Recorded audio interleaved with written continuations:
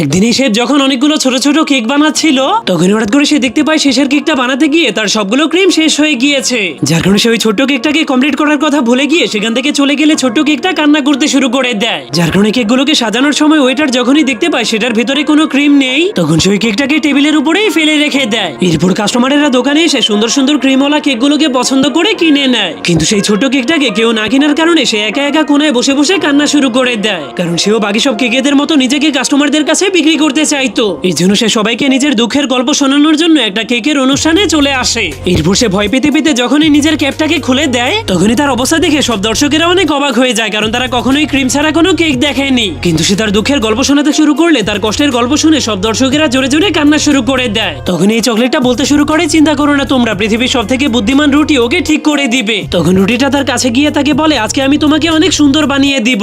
এরপর সে একটা বাটির মধ্যে দুধ এবং পাউডার মিশিয়ে ক্রিম বানিয়ে ফেলে আর সেগুলোকে কেকের ভিতরে ঢেলে দিয়ে চাকু দিয়ে সুন্দরভাবে ডিজাইন করে দেয়। এরপর রুটিটা একটা স্ট্রবেরিকে হাওয়াতে মেরে দিয়ে নিজেও লাভ মেরে সেটাকে সুন্দরভাবে কেটে দেয়, যার ফলে স্ট্রবেরিগুলো সোজা সেই কেকের উপরে পড়ে গেলে কেকটা নিজের নতুন রূপ দেখে অনেক খুশি হয়ে যায়। তখন দর্শকেরাও বাবুর্চিরা তো প্রতিভা দেখে অনেক খুশি হয়ে যায়। এরপর তার সামনে একটা আয়না আনলে সে নিজেকে দেখে বিশ্বাসই করতে পারছিল না যে সে এত সুন্দর হতে পারে। কিন্তু সেই অনুষ্ঠানে তিনজন বিশেষ মেহমানকেও ডেকে আনা হয়েছিল, তাই সবাই জানার জন্য অপেক্ষা করতে শুরু করে যে তারা কে। এরপর তারা আসলে কেকটা বুঝতে পারে সেগুলো তার পুরনো বন্ধু। তখন তারা নিজেদের টুপি খুলে দেখাতে শুরু করে যে এখন তাদের ভিতরেও কোনো ক্রিম নেই, তারা তাদের ক্রিমগুলোকে ফেলে দিয়েছিল যাতে করে এই কেকটা একা অনুভব না করে, যা দেখে সেই কেকটা ইমোশনাল হয়ে গিয়ে নিজের নতুন ক্রিমগুলোকেও ফেলে দেয়। এরপর চারজন বন্ধু একজন আরেকজনকে জড়িয়ে ধরে। এই কচ্ছপটা নদীর কিনারে বসে বসে কিভাবে পাখির মতো আকাশে উড়া যায় সেই বিষয়ে বই পড়ছিল, কিন্তু তার এমন কাণ্ড দেখে এই ছোট্ট পাখিটা তার উপরে হাসতে শুরু করে দেয়। এই জন্য কচ্ছপটা অনেক রেগে উড়াল শেখার জন্য পাখিদের একটা স্কুলে চলে যায়। সেই স্কুলের ভিতরে পাখিদের শিক্ষক তাদের বাচ্চাদেরকে উড়াল শেখাচ্ছিল।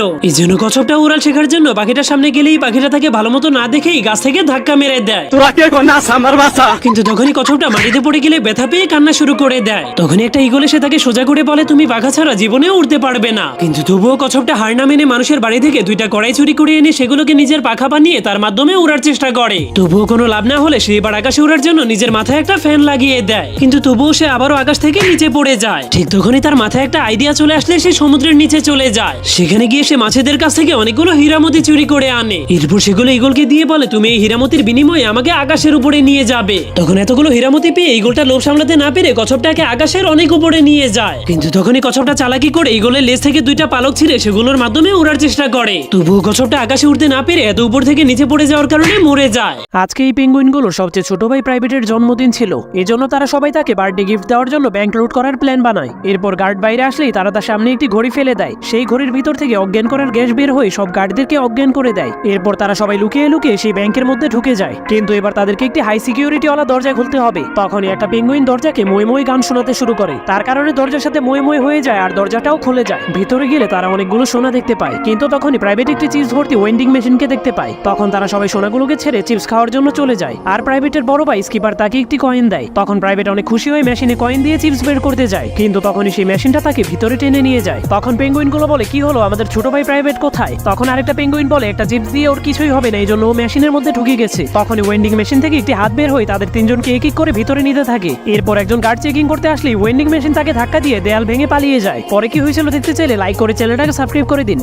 তুমি আমার মালিক, আমি তোমার যে কোনো তিনটি ইচ্ছা পূরণ করতে পারবো। কিন্তু ডিনের ড্রাগনের কথা বিশ্বাস হচ্ছিল না। ডিনের মনে হচ্ছিল যে ড্রাগনটা তাকে মেরে ফেলবে। তখন ড্রাগন ডিনকে অনেকগুলো জাদু করে দেখানোর পর ডিন ড্রাগনের কথা বিশ্বাস করে, কিন্তু সে ড্রাগনকে অনেকগুলো প্রশ্ন করতে থাকে, যার কারণে ড্রাগন রেগে গিয়ে বলে, আরে শুন বোকা ছেলে, একটা উইশ ড্রাগন 10 জন মালিকের সেবা করে, কিন্তু তুমি আমার শেষ মালিক, আর আমি গত 10,000 বছর ধরে এই চায়ের কাপের মধ্যে আটকে আছি। কিন্তু আমি তোমার তিনটি ইচ্ছা পূরণ করতে পারলেই আমি চিরকালের জন্য মুক্তি পেয়ে যাব। কিন্তু তখন সেখানে সেই জাদুময় চায়ের কাপটা চুরি করার জন্য তিনজন গুন্ডা চলে আসে। তাদের নাম হলো টিঙ্গো, মোটু আর লম্বু। তখনই ডিন পা পিছলে ছাদ থেকে নিচে পড়ে যায়। ডিন সেই চায়ের কাপ নিয়ে পালাতে শুরু করে দেয়, কিন্তু সামনের রাস্তা শেষ হয়ে যায়। তখনই সেই তিনজন গুন্ডা সেখানে চলে আসে। এবার ডিন ওয়ালের উপর দিয়ে পালাতে গেলে মোটু তাকে টান দিয়ে নিচে ফেলে দেয়। তখন টিঙ্গু সেই জাদুময় কাপটা নিতেই যাচ্ছিল, কিন্তু ডিন তাদেরকে কুংফু স্টাইলে মারতে শুরু করে দেয়। তখন ডিন ভয় পেয়ে বলে, আমি এগুলো ইচ্ছা করে করিনি, আমি তো একটা ছোট বাচ্চা, তোমরা আমাকে মাফ করে দাও। তখন তারা দুইজন ডিনের উপর হামলা করলে ডিন তাদেরকে অনেক ধোলাই করে। এবার লম্বু ডিনের উপর হামলা করলে ডিন সেই ঘরের ছাদ ভেঙে সেখান থেকে পালিয়ে যায়। পরে কি হয়েছিল দেখতে লাইক করে কমেন্টে পার্ট 2 লিখে দিন। বন্ধুরা, একসময় বরফের দেশে অনেক অনেকগুলো রাক্ষস থাকতো। একদিন একটা রাক্ষস পাহাড়ের উপর দিয়ে একা একা হাঁটছিল। তখনই সে দেখতে পায় একটি বিমান নিয়ন্ত্রণ হারিয়ে তার দিকেই এগিয়ে আসছে, যার কারণে সে ভয় পেয়ে দৌড়াতে শুরু করে দেয়। কিন্তু তখনই সেই বিমানটা রাক্ষসের সামনে এসে থেমে যায়, আর সেই বিমানের ভিতর থেকে একজন মানুষ বের হয়ে যায়। এরপর সেই রাক্ষসটা তাকে দেখার জন্য গেলে মানুষটা তাকে দেখে অনেক ভয় পেয়ে যায়। কিন্তু তখনই সেখানে বাতাস আসার কারণে সেই লোকটা আবারও আকাশে উড়ে যায়। এসব দেখার পর রাক্ষসটা দৌড়ে গিয়ে তার দলের কাছে চলে যায়। তখন সে তার দলের সবাইকে সেই মানুষের কথা বলতে থাকে, কিন্তু তার দলের কেউই তার কথা বিশ্বাস করে না। এজন্য সে তার দলের সবাইকে বিশ্বাস করানোর জন্য মানুষের শহরে চলে যায়। সেখানে গিয়ে সে একটা মানুষকে খুঁজে পায়। তখনই সেই মানুষটা রাক্ষসটাকে দেখে অনেক ভয় পেয়ে পালাতে শুরু করে দেয়। কিন্তু এবার রাক্ষসটা সেই মানুষটাকে ধরে বস্তায় ভরে ফেলে। এরপর তাকে তার গলার সাথে ঝুলিয়ে তার দলের কাছে নিয়ে যায়। সেখানে গিয়ে সে তার বন্ধুদেরকে মানুষটাকে দেখাতে শুরু করে। তখন সবগুলো রাক্ষস তাকে দেখে অনেক খুশি হয়ে যায়। এরপর সেই মানুষটার সাথে কি হলো তা দেখতে চাইলে লাইক করে চ্যানেলটাকে সাবস্ক্রাইব করে রাখো। বন্ধুরা, এই শহরের সব বাচ্চাদের কাছে একটি করে রোবট ছিল, কিন্তু বার্নির কাছে কোনো রোবট ছিল না, কারণ তার পরিবার অনেক গরিব ছিল, যার ফলে সব বাচ্চারাই তাকে নিয়ে অনেক মজা করত। কিন্তু আজকে তার জন্মদিন ছিল, এই জন্য তার দাদি আর তার বাবা বার্নির জন্য রোবট কিনতে চলে যায়। তখনই দোকানটা বন্ধ হয়ে যায়, কিন্তু তারা অনেক কষ্ট করে বার্নির জন্য রোবট কিনে আনে। রোবট পেয়ে বার্নি অনেক খুশি হয়ে যায়, কিন্তু সে রোবটটা চালু করতে গেলে রোবটটা চালু হয় না। তখন বার্নি অনেক কষ্ট করে রোবটটা চালু করলে রোবটটা দৌড়ে সেই ঘর থেকে পালিয়ে যায়। তখনই একটা ট্রাক এসে রোবটটাকে উড়িয়ে দেয়। তখন বার্নি মন খারাপ করে রোবটটাকে চার্জে লাগিয়ে স্কুলে চলে যায়। এরপর সে বাড়ি ফিরে দেখতে পায় রোবটটা তার চারটি পরে তার দাদির সাথে ড্যান্স করছে। এরপর বার্নির দাদি যখন কাজ করছিল তখন রোবটটা চাকু নিয়ে চলে যায়। তখন সে চাকুটা দাদির দিকে ছুড়ে মারলে দাদি একটুর জন্য বেঁচে যায়, যার কারণে বার্নি রেগে গিয়ে রোবটটাকে ফেরত দেওয়ার জন্য যাচ্ছিল। তখন রোবটটা বার্নির হাত থেকে পালিয়ে দুষ্ট বাচ্চাদের কাছে চলে যায়। তখনই একটা ছেলে রোবটটাকে থাপ্পড় মেরে দেয়। তখন রোবটও তাকে মেরে দেয়। পরে কি হয়েছিল দেখতে লাইক করে কমেন্টে পার্ট 2 লিখে দিন।